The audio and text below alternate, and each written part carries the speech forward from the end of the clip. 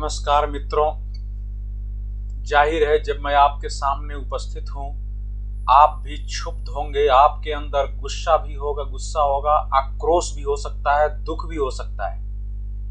दुख इसलिए कि मैं स्वयं जब सुबह उठा तो मैंने कुछ वेबसाइट खोले ये जानने के लिए कि अभी तक ये जो कृषि कानून के विरोध में आंदोलन करने वाले संगठनों के नेता हैं जो अभी तक आग उगल रहे थे, उनमें से किसी की गिरफ्तारी हुई है कि नहीं है। मुझे इस बात का बेहद अफसोस है कि दिल्ली पुलिस ने अभी तक उनमें से किसी को गिरफ्तार नहीं किया है। मैं आगे बढ़ूं उससे पहले कुछ तथ्य आपके सामने रखना चाहता हूं पिछले दिनों का।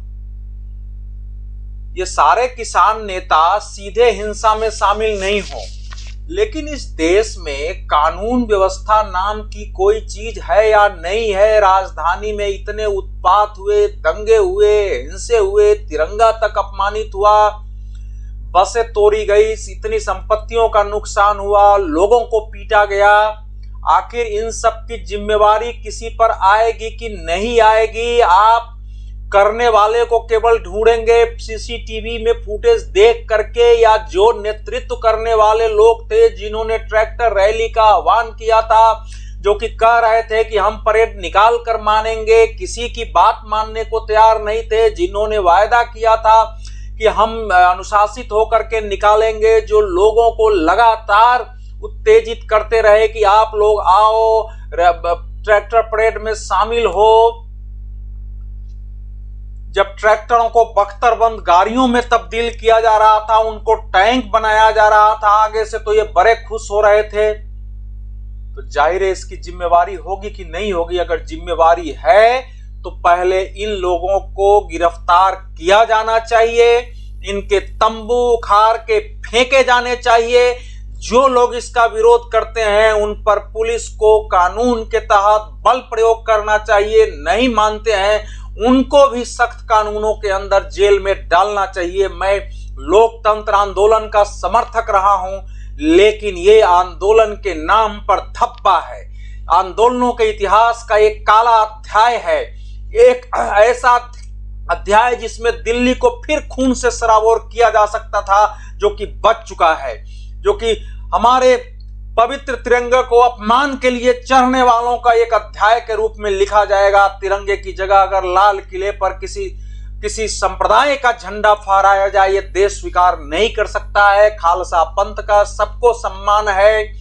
वो सारे हमारे सिख गुरु जिन्होंने वो झंडे दिए, उन्होंने धर्म की रक्षा के लिए अपने अपने परिवार तक की आहुति दे दी।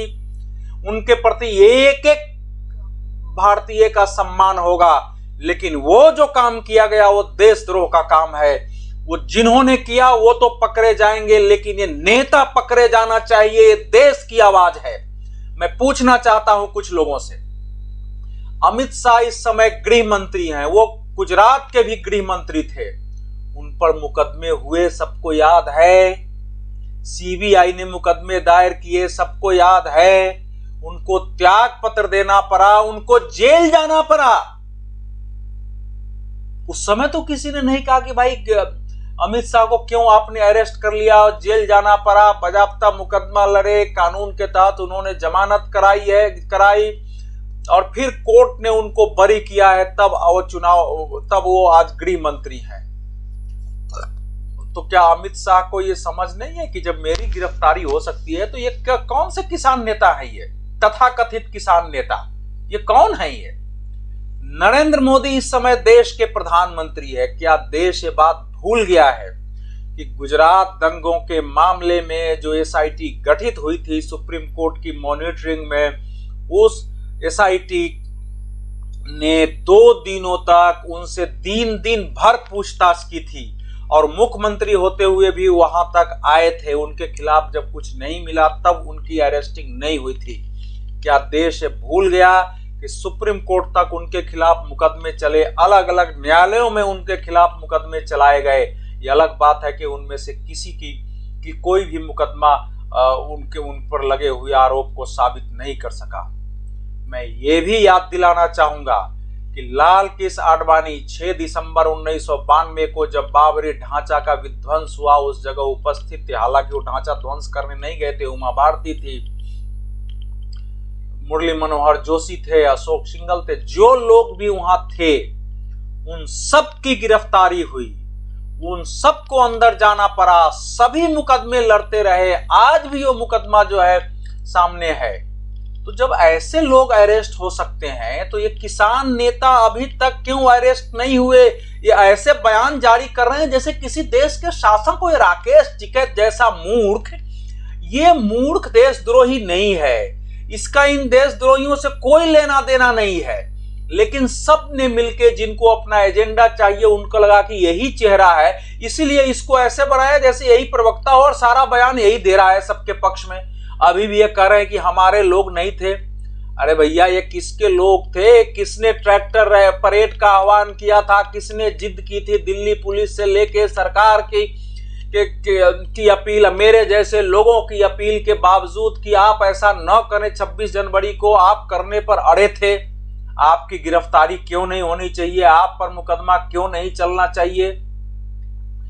उनका एक वीडियो भी वायरल हो रहा है जिसमें वो कह रहे हैं कि अब तुम्हारी जमीन नहीं बचने वाली, सब आ जाओ, अपना झंडा भी लाना और साथ में जो है अपना डंडा और लाठी भी लेकर के आना, बस आ जाओ। ये वीडियो में आह्वान कर रहे हैं। किस लिए आह्वान कर रहे हैं? किसका जमीन जाना? ये जो झूठ और गलतफहमी फैला रहे हैं, इस पर तो स्वयं ही मुकदमा होना चाहिए। ये सुप्रीम कोर्ट को नहीं मानेंगे, ये मीडिया को नहीं मानेंगे, ये सरकार की बात नहीं मानेंगे, और फिर ये अंत में पुलिस के साथ अपनी रूट तय करेंगे। उस पर इनके लोग वो रूट को तोड़ते हैं। आखिर कौन सा रूट नहीं तोड़ा है? गाजियाबाद के लोग पांडव नगर में आने पर कोहराम मचाया, इनको सीधा जाना था, ये दिल्ली आईटीओ में घुस गए और जिस ढंग से इन्होंने बसों को तोड़ा, वहां पुलिसों पर हमले किए, और कितनी मूर्खता थी कि इतने स्पीड में ट्रैक्टर चला रहे थे कि वो ट्रैक्टर ही उलट गया। और वो बेचारा एक आदमी जो कि आया था अपनी शान दिखाने की, हम देखो हम ट्रैक्टर लेके आए हैं, दिल्ली को रो देंगे, वो काल कौलित हो गया। कौन उसके लिए जिम्मेवार है? आप किसी एक व्यक्ति पर सारा आप दोष मरने के लिए तैयार हो गए। हमारे मित्र योगेंद्र यादव बार बार 2 लोगों का नाम ले रहे हैं कि नहीं ये तो दीप सिद्धू का कारनामा है और गैंगस्टर से नेता बना हुआ लखा सिंह सिधाना का कारनामा है। अरे भैया, आपको पहले से मालूम था तो ट्रैक्टर परेड रोक तो देते। अब आपका पछताए का हुआ जब चिड़िया चुग गई खेत। आप तो बड़े बड़े दावे कर रहे थे कि बिल्कुल यह अहिंसक होगा, बिल्कुल एक नई इतिहास का निर्माण होगा, नया अध्याय लिखा जाएगा। योगेंद्र जी, आप तो इतिहास पुरुष बनने चले थे। आप कुछ ये तथाकथित किसान नेताओं के साथ मिल करके, तो आपने रोका क्यों नहीं दीप सिद्धू को और लखा सिंह सिधाना को? क्या ऐसा क्यों हो गया? आप क्यों नहीं पहुंचे वहां लाल किले पर इनका विरोध करने? या इनका जैसे ही ये खबर आने लगे कि भैया सिंधु बॉर्डर से पर हंगामा शुरू हो गया है, वहां से संजय गांधी जो ट्रांसपोर्ट नगर है वहां हंगामा शुरू हो गया है, आपने क्यों नहीं वहां जाकर के आपने कोशिश की कि हाँ इसको अभी रोका जाए? या उसी समय क्यों नहीं विड्रॉ किया कि हम ट्रैक्टर रैली को विड्रॉ करते हैं, हिंसक हो रहा है? इसलिए आप पर भी मैं ये मानता हूं कि योगेंद्र यादव, हम लोग लंबे समय से उनको जानते हैं, लेकिन इस समय अगर आप दोषी हैं तो आपकी भी गिरफ्तारी होनी चाहिए। क्यों नहीं इन सब की गिरफ्तारी होनी चाहिए? जो लोग इसमें आंदोलन में आगे थे, जो कि झंडा बरदार बन रहे थे, उन सब की अभी तक गिरफ्तारी हो जानी चाहिए थी। मित्रों, ये समझ लीजिए, कोई भी ऐसा क्षेत्र नहीं था, चलो दीप सिद्धू और लखा सिंह ये जो जिसका लखा सिंह सिधाना, ये चलो सिंधु बॉर्डर पर थे। गाजीपुर बॉर्डर से जो ट्रैक्टरें चली हैं, उन्होंने कितना उत्पात मचाया है। वो तो सारे वही आईटीओ पर घुसने वाले थे। उन्होंने बसें तोड़ी, पुलिसों को मारने की कोशिश की, चढ़ाने की कोशिश की है। पूरा यहां से पांडव नगर में उन्होंने युद्ध भूमि में बदल दिया था। क्या राकेश टिकैत, योगेंद्र यादव, जोगेंद्र सिंह, ये जितने भी किसान संगठन थे, इनका दायित्व नहीं बनता था कि वो इन पर ध्यान रखें? हर ट्रैक्टर, हर तीनों जो रूट तय हुए थे, टिकरी, सिंधु और गाजीपुर, यहां से वो आगे आगे कुछ लोगों के साथ चले ताकि वो अनुशासित रहे। इन्होंने अगर नहीं किया तो इसके लिए जिम्मेवार किसको माना जाएगा?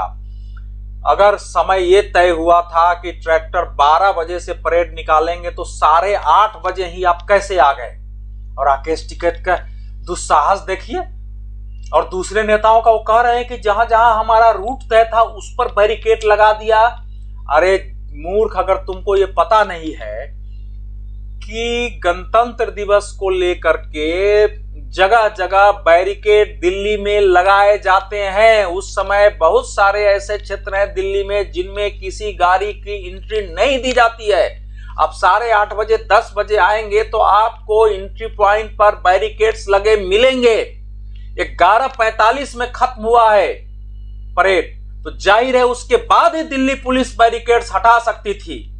आपके लोगों ने तय रूट्स का पालन नहीं किया, क्योंकि इन लोगों ने तय कर लिया था कि दिल्ली में कोहराम मचाना है, हिंसा करना है, खालसा पंथ का झंडा फहराना है।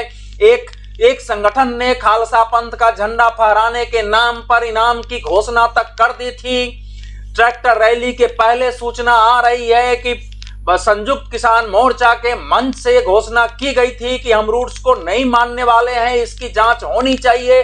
जब 8:30 से 10 बजे के बीच हंगामों की खबर इधर उधर से उनके पास पहुंचने लगी, उनको उसी समय विड्रॉ करना चाहिए था कि हम ट्रैक्टर रैली परेड को वापस लेते हैं। स्थिति नहीं होती।